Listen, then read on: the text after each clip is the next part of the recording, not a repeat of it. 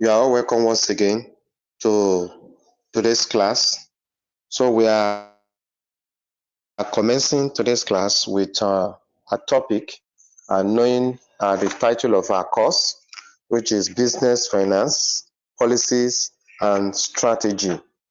And we are commencing today with basic organization structure. So I will ask you to pay adequate attention for this class of today. Okay, so we start with an organization. What is an organization?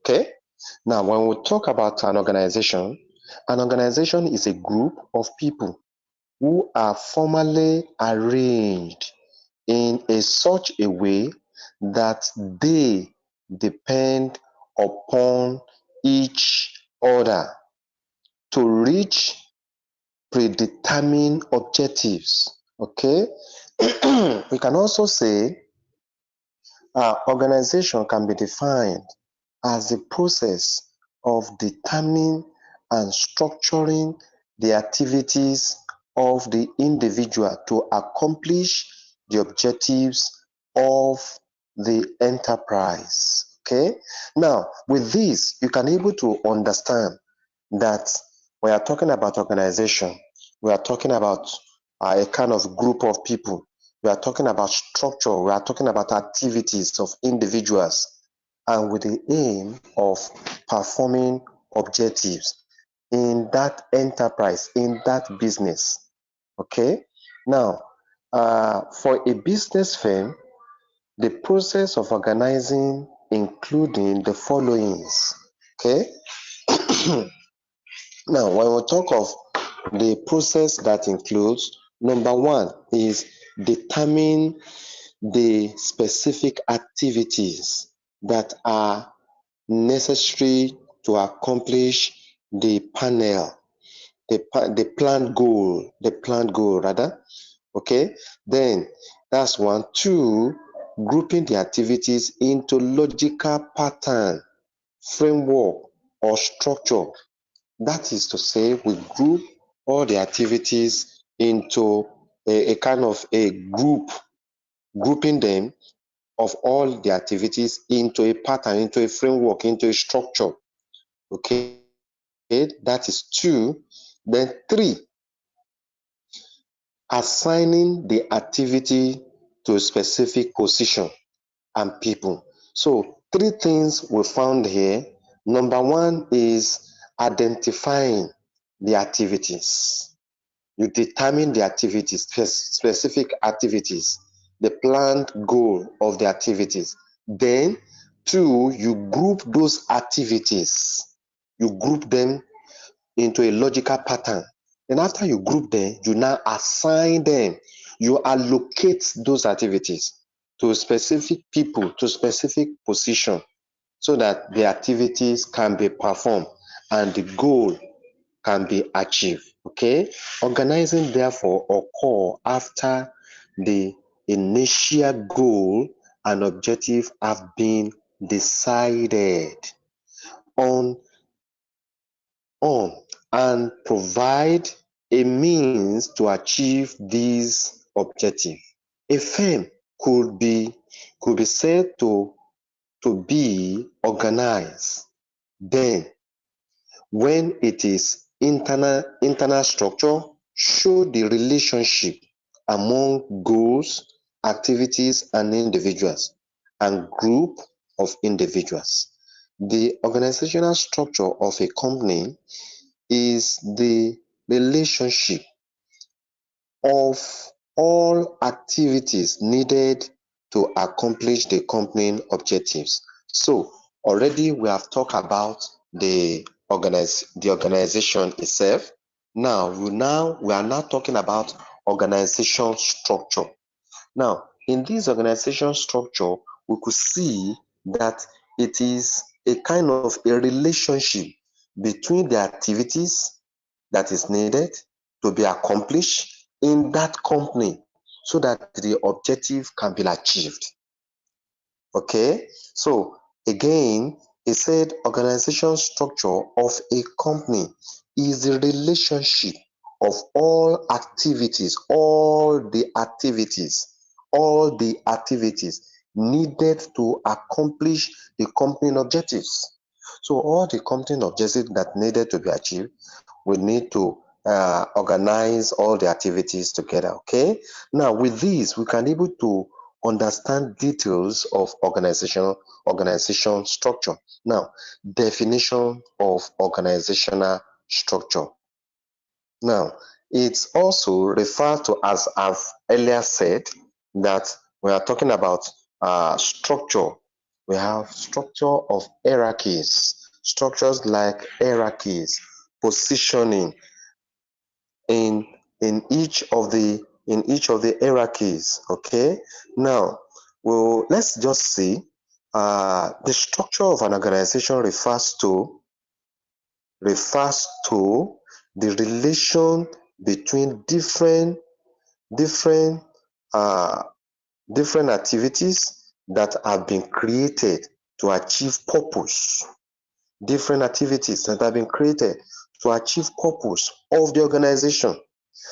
And most typical activities objectively, who can tell whom to do what, who to speak, to whom who can initiate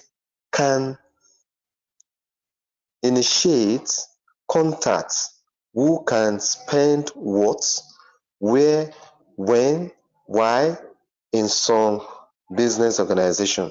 Okay, when we now talk about this structure, it makes us to know who and who in the organization, the positioning of all the people inside the organization. Okay, so we have actually different types of organization. We have different types of organization. These organizations fall into different categories of the organization. Now we have line organization, and we have line and staff organization. We have line and staff organization. We also have functional organization. That's three. And we have committee organization. We'll just stop over in this few organization we just mentioned. So let's start with line organization. Line organization. Now, line organization is when authority comes directly from top management down through the level of organization. Okay, that is to say that the authority, the direction, what to do, the instruction are passed from the top management down through the level of the organization. That means from the top to the middle to the lower and to the least of all the management, so that the goal of that organization can be achieved. Each line manager is responsible for all the activity assigned particular group. All the activities assigned to particular group, each of the manager are responsible. Okay, each manager reports to his immediate superior. Okay, he reports to his immediate superior, who is another. Okay, manager, because it is simple. Line organization is frequently used in small company. Okay, in small company, we can see how to use line organization. Now we want to talk about advantage of line organization. Line organization, the organization plan is easy for everyone to understand. Okay, the authority relationship are clear since authority comes directly down the line. Okay, the authority comes down the line. Number 3, the line of line organization are also clear, since each employee is responsible to only one boss. So this simplifies that each employee is not responsible to any other superior. Is only responsible to one boss, and the one boss is the one that is responsible to another superior boss. Okay. Number 4, decision can be quickly made at each level. Decision can be easily made at each level. Disadvantage of line organization. Disadvantage of line organization. Now, managers at each level are loaded with detailed work, since they must approve all works of subordinates, all the works of the subordinates. Okay, superior need many skill and broad knowledge because of the wide varieties of work they must oversee. Specialization is needed. Okay, the manager resign. It is a manager resign. It may be difficult to replace. Okay, that is to say, if the manager resign, it may be difficult to be replaced because of his load of range of company specific knowledge.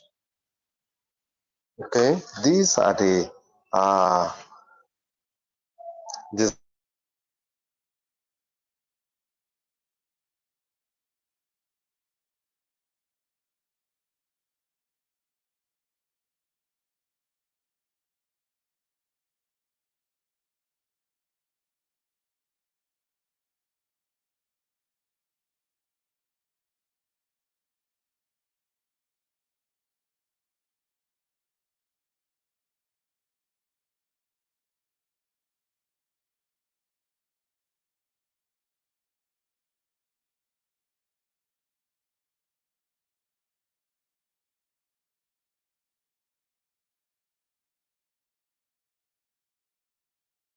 so line and staff organization.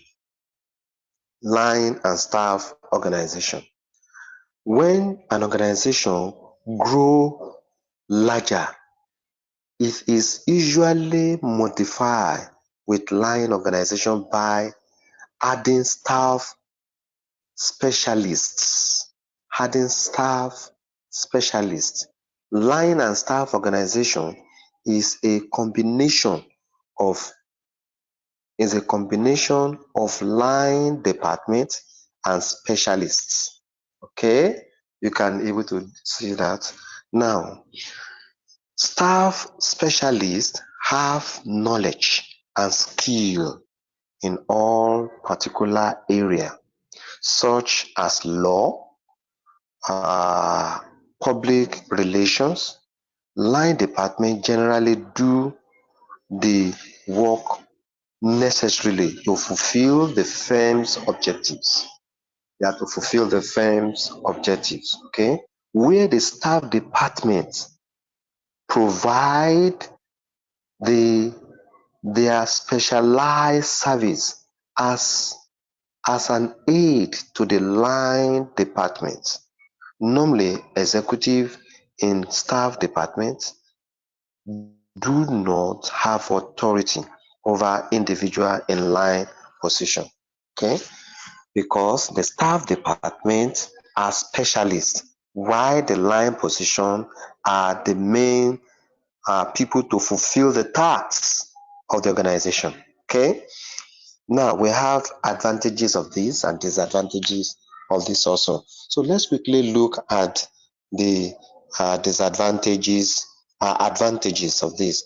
The first one, staff departments are able to give advice about highly specialized matters to the line department.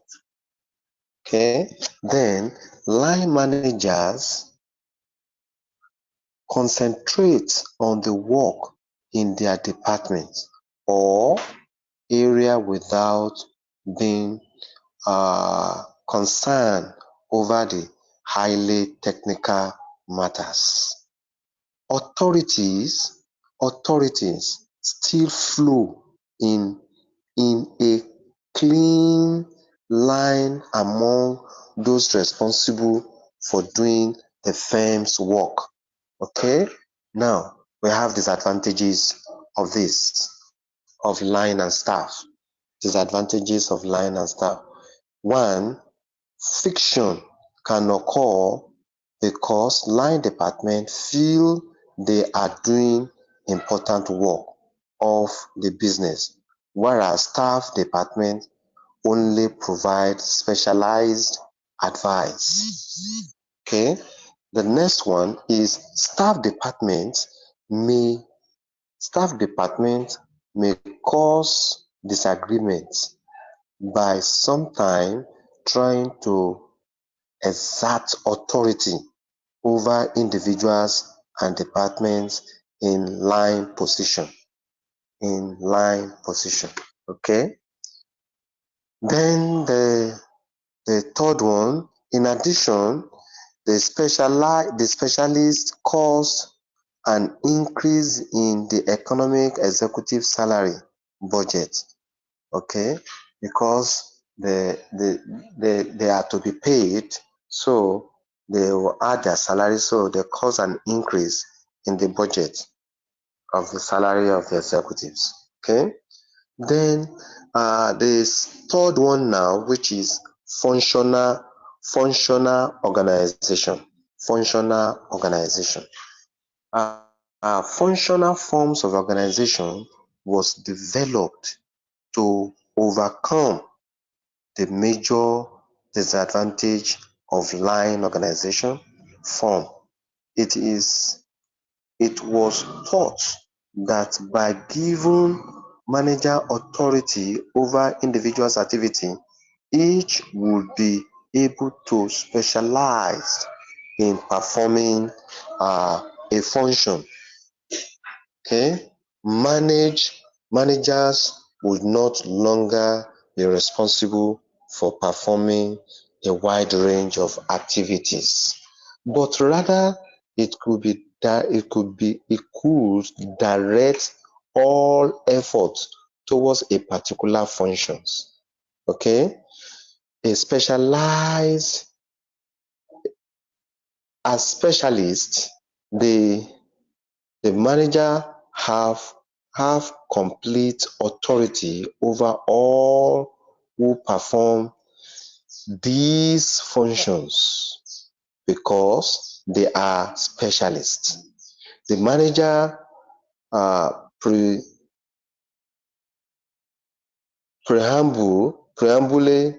are the most knowledgeable regarding to a particular function. We are talking about functional managers. They are specialized in that particular functions or duties assigned to them. They are the best and they are the able hands, and they are the one that are to perform the function effectively. These also have advantages and disadvantages. Okay, now the advantages here now is one, managers are specialized in their field of knowledge. Okay. Two, managers have authority over all employees. Managers have authority over all employees that perform these specialized function. Okay.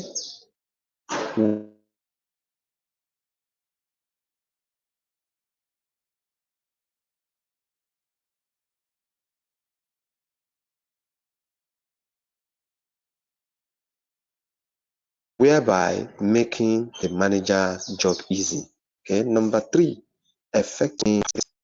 Number 4, it encourages specialization and in-depth knowledge of area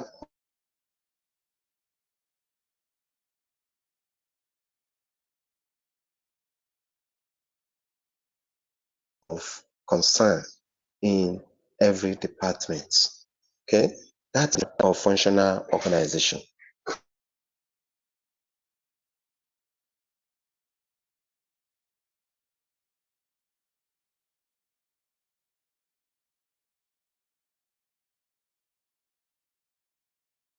One, responsibility is difficult. So I'll talk about disadvantages. Disadvantages here, we make mention of responsibility is difficult to pinpoint in this type of organization because there is no direct line of authority. It is not like the first one that we have a kind of direct line of authority. So number 2 now, we have number 2, managers decision. Manager make decision for a particular group of people, which make them irresponsible to other group. Due to this, when managers make decision for a particular group of people, which make them irresponsible to other groups. So one group they make decision for them, the other one no decision for them, so it affects them. So another disadvantage we have, it is easy to blame someone else if something goes wrong. That's another disadvantage. Then we have another one, there is no supervision or no supervisor to whom the employees report, to which make it cumbersome for the employees. You have each department have people there. You also have some other people to report to, different kinds of people. So it make it cumbersome because there is no one supervisor. We have different supervisors that take care of each department. So that is about functional organization. Now we now have committee organization. Committee organization. We are talking about committee organization is invariably more expound than the other type of organization we are talking about. Now, committee organization bring together individuals from different areas to consider various organization problems. This form of organization is seldom, if ever, used executively. Usually, committees are combined with other of the other type. Committee can be formed on a permanent basis. In such a case, the committee placed in the organization structure may be clearly defined. For example, budget committee. Might meet at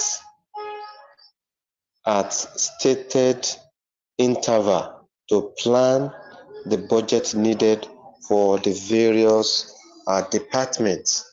On the other hand, committee may form solely to seek a solution to a term problem a temporary problem, and a committee may be formed to solve that problem. So, and all the committee members are responsible to the chair of that committee. That means it could be chairman, it could be chair ladies, whichever could be the case. And they all work together to perform a specific goal, to achieve a goal.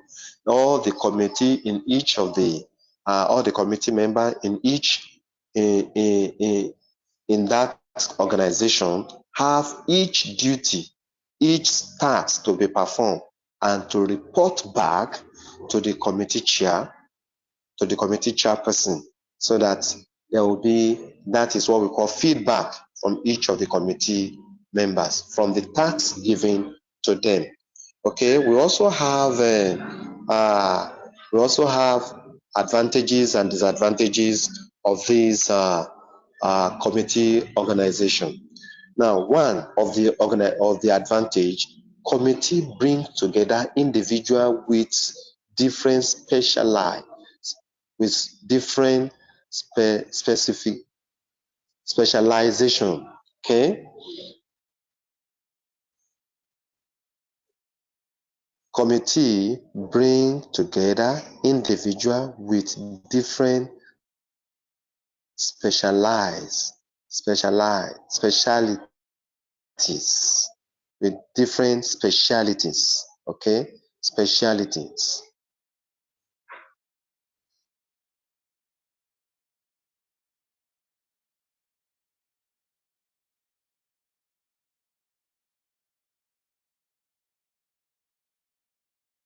Two, all as they work together. As I take that again, as they as they work together,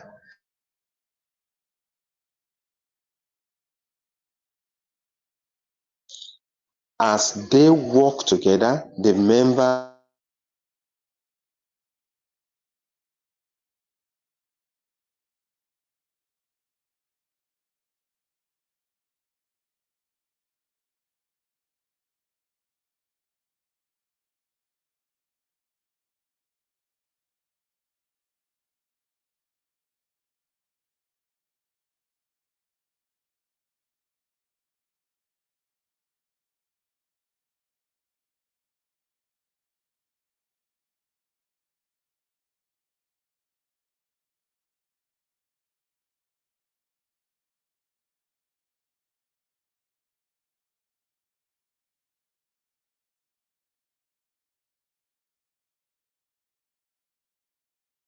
So now we have these disadvantages. Disadvantages.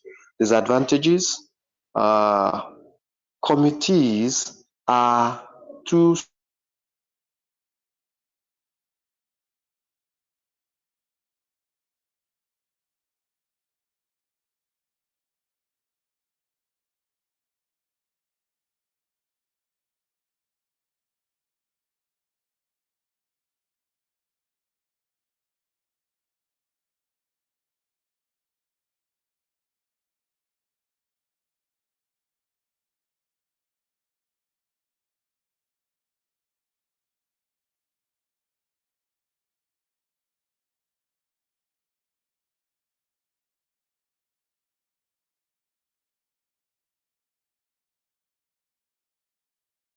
compromise must frequently be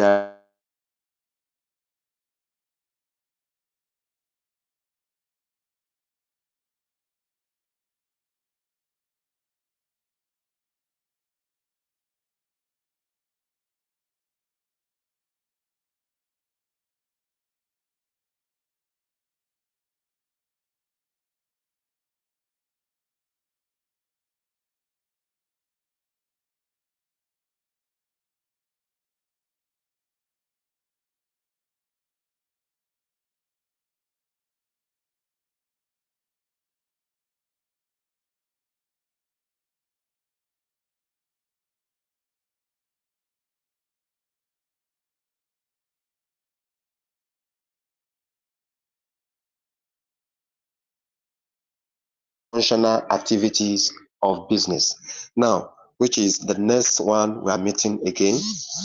Uh,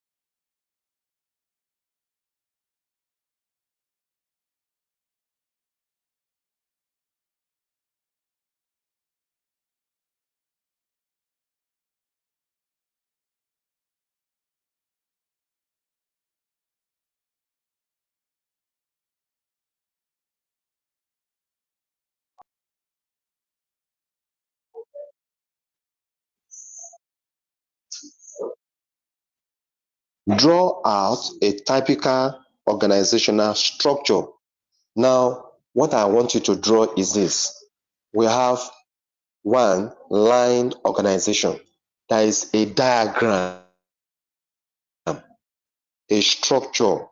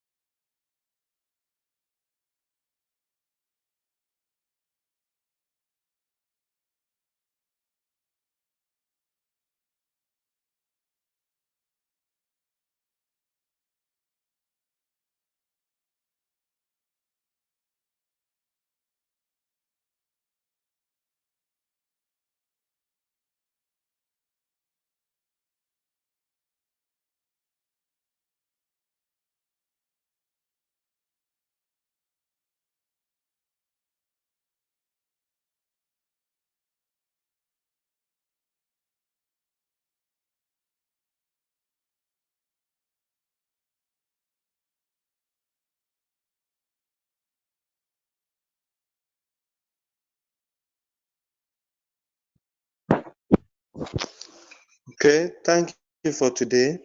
We'll be rounding up at this point now. So as I give you the assignment, make sure you do it.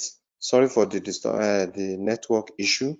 So I've told you to give me assignment on line organization, line and staff organization, and also functional organization and committee organization. Draw a typical diagram that indicates all these structures, Draw them and submit them. Thank you very much. Have a nice day.